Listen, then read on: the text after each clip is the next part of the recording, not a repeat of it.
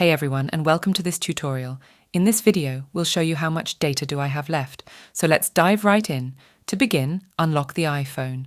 Then, we need to access your settings. Tap on the settings icon, which looks like a grey gear. Once you are in settings, scroll down a bit and find the cellular menu.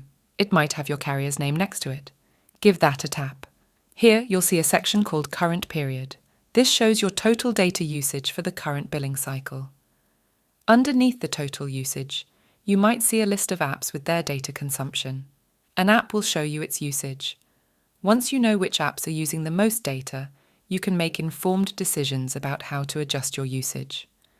Maybe it's time to switch to offline playlists on your music app, or enable data saver mode on your social media apps. There you have it.